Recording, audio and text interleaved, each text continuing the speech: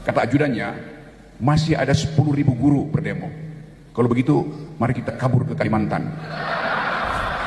Tidak pernah sekalipun Kaisar Wakanda menemui bahkan satu orang guru ketika guru berdemo di situ. Padahal tugas beliau diwajibkan oleh konstitusi, cerdaskan kehidupan bangsa. Kalau nanti itu ada Prabowo, di situ ada putra Wakanda, apa Anda nggak mules setiap hari? Anda pasti mules. Saya mau terangkan itu sebagai problem. Ada rasa nausea, orang Perancis bilang, rasa mual secara psikologis. Mulai menginsinuasi kita dengan mengatakan bahwa Indonesia itu pendidikannya buruk. Lalu dia bandingkan dengan apa yang terjadi di Jepang. Satu sejarah yang kita tahu, bahwa Jepang memang ditumbuhkan kembali oleh Kaisar Hirohito setelah Kaisar itu menyadari bahwa seluruh infrastruktur industri di Jepang dihancurkan oleh sekutu. Dengan percobaan pertama, bom atom itu diledakkan di dua kota, Nagasaki dan Hiroshima. Hancur. Tetapi Hirohito bilang, tadi betul, bila saya masih punya sejumlah guru, 10, 20, 30 apalagi, saya bisa bangun negeri ini kembali itu. Jadi infrastruktur pendidikan dipelihara, dibangun pertama-tama oleh Kaisar Hirohito. Dia menghormati profesi guru. Itu yang kita ingat dari Kaisar Hirohito.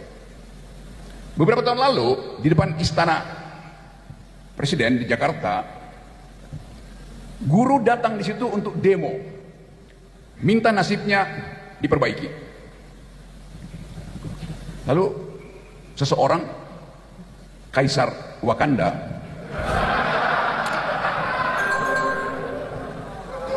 tanya pada aparatnya tuh. Kaisar Hirohito bertanya pada Panglima Perang Jepang, ada berapa lagi guru yang tersedia? Kurang lebih 10.000. Oke, mari kita bangun Jepang kembali dengan 10.000 guru. Yang terjadi di depan istana ketika buruh berdemo, Kaisar Wakanda bertanya, masih ada berapa guru yang berdemo di depan istana? Kata ajudannya, masih ada 10.000 guru berdemo. Kalau begitu, mari kita kabur ke Kalimantan.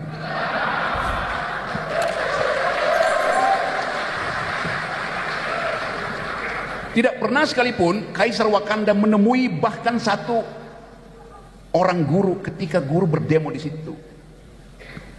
Padahal tugas beliau diwajibkan oleh konstitusi, cerdaskan kehidupan bangsa. Hanya ada satu perintah yang wajib dilakukan oleh Presiden Jokowi, saya sebutkan sekarang namanya, yang diperintahkan oleh konstitusi, cerdaskan kehidupan bangsa dan pelihara fakir miskin. Tidak ada tugas lain pada Presiden Jokowi atau Presiden Prabowo nanti. Hanya itu tugas konstitusional Presiden, cerdaskan kehidupan bangsa, pelihara fakir miskin. Kalau kita tanya sekarang, seberapa cerdas bangsa ini? IQ nasional kita tinggal 78 di Asia. Itu sedikit di atas simpanse. Saya serius terangkan itu.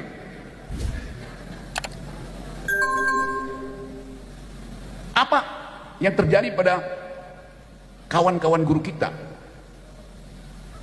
43% dari pemain pinjol adalah guru. Karena Presiden Jokowi tidak memilih mencerdaskan kehidupan bangsa. Tadi Profesor Parji ini kita debatkan itu. Siapa yang bertanggung jawab terhadap turunnya IQ nasional? Ketua BEM, Undipma, Satpol, Kepala Satpol Madiun. Ya Presiden yang bertanggung jawab. Kenapa? Karena konstitusi bilang tugas Ketua BEM adalah mencerdaskan kehidupan bangsa. Tugas Komandan Satpol Madiun mencerdaskan kehidupan bangsa. Lalu kita buka konstitusi, nggak begitu bunyinya. Yang ditugaskan mencerdaskan kehidupan bangsa adalah Presiden. Baca Undang-Undang Dasar. Jadi kita mesti tagih itu pada Presiden. Walaupun sampai sekarang kok dikit-dikit Presiden, ya memang ini sistem presidensial. Jadi kita mau pastikan bahwa malam ini Kita harus jujur mengucapkan kritik sampai ke dasar. Itu intinya tuh. Saya balik pada soal tadi.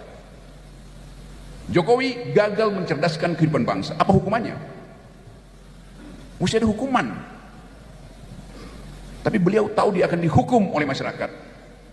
Karena itu dengan cara cerdas,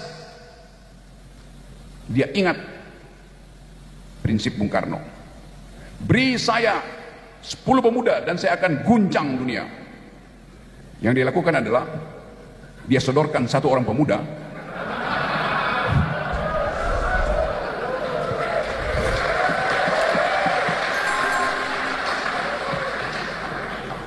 dan Indonesia jadi kacau. Anda bayangkan psikologi kita kalau nanti di situ ada Prabowo, di situ ada putra Wakanda. Apa Anda nggak mules setiap hari? Anda pasti mules. Saya mau terangkan itu sebagai problem. Ada rasa nausea, orang Prancis bilang, rasa mual secara psikologis. Karena Anda tahu genealogi, asal usul, asbabun nusul dari peristiwa pemilihan presiden kemarin. Fakta-fakta ini saya mau terangkan pada saudara.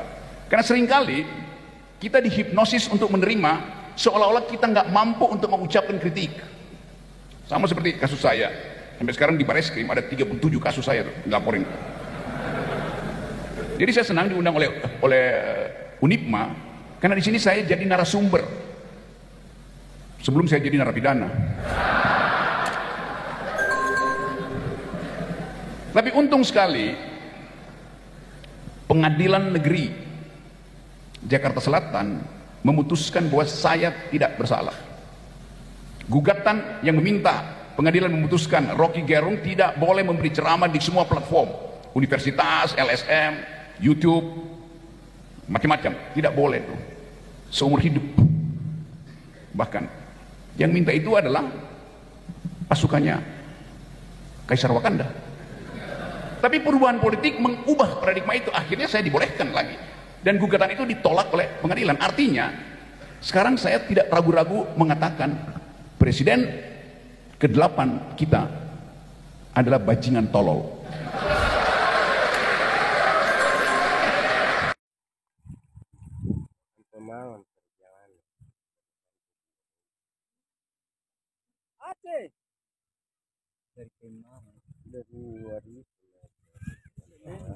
Itu jemur ini ikan puri, ikan puri.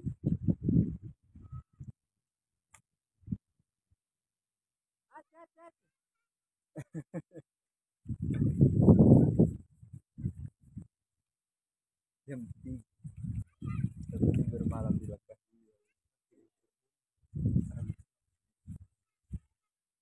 Baik-baik. Atap-atap. Bongkar yang lain-lain ledak ikan ke situ.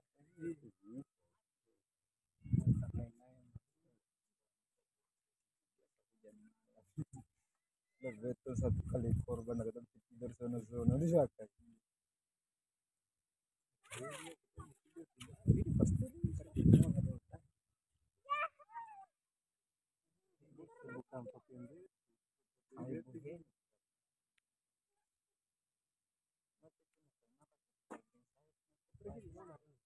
kita bisa berderahat. Oh, pendeta perempuan masih kelas itu atau bukan orang Ambon.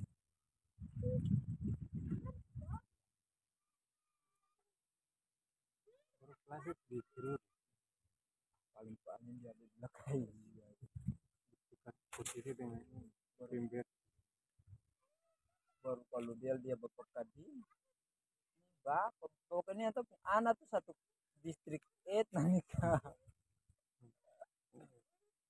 Kalau tidak setelah bisa lah itu Almia sampai tidur kayak ini guru saudara perempuan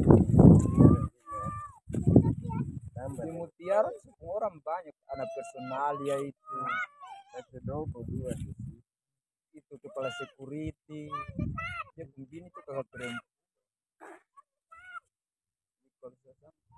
dulu dong kasih keluar semua itu yang non karyawan dari mes pas dong sweeping sampai di saya baru sweeping kan tentara tuh baru bataria di ujung jembatan sana itu pas saya mau lihat sampai nggak kalau satu adik dong putar balik mas saya mau sudah tinggal di pasir panjang kan dong bikin perumahan di pasir panjang sana saya mau suka keluar tinggal di sana saya sendiri yang tinggal di dalam bagus bos besar saya itu bebas dari sana jadi pasti kenal saya dia itu lompat pergi turun kerja dulu saya bilang kalau sambil lama baru pas sudah di sebelah bos ada gantungan saya baru kerja 1 minggu